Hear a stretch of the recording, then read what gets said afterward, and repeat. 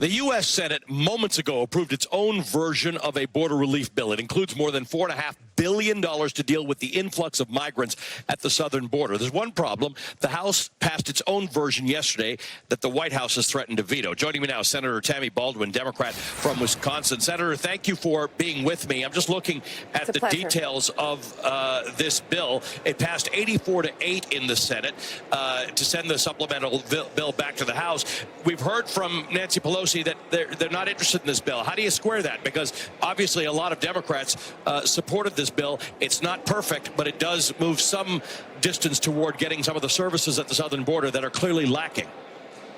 Well, obviously there's big differences between the House bill and the Senate passed bill.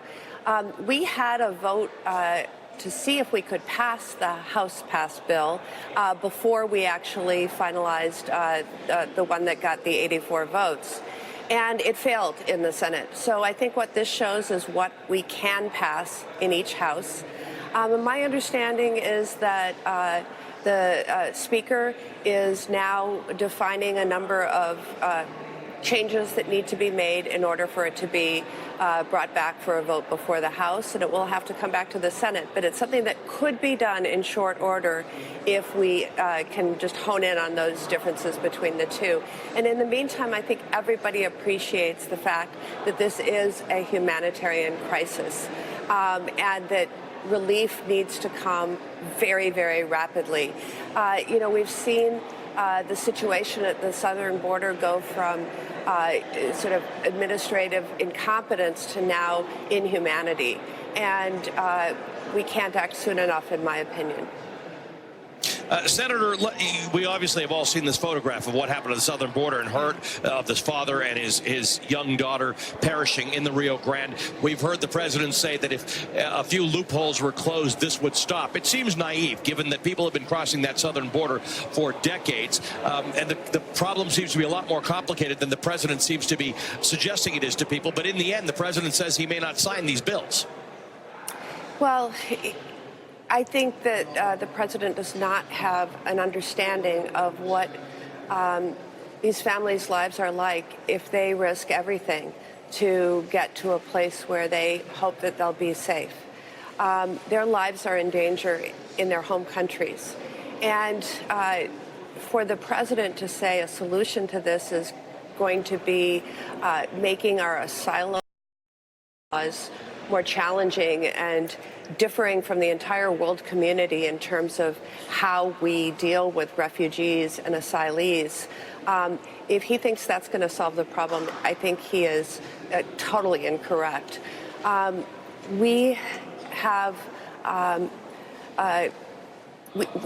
to get this emergency support, and then in a department that is managing the situation that doesn't have a single confirmed leader, but rather acting directors, acting commissioners, et cetera, we've got to get a handle on this.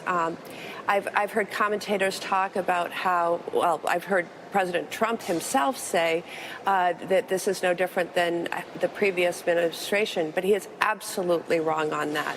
And the law has to be followed, and we need to provide the basic necessities. I will tell you, Allie, if a parent refused their child a toothbrush, toothpaste, made them sleep on the floor, they'd be accused of neglect. But this is the U.S. government that is neglecting these children, and it can't be.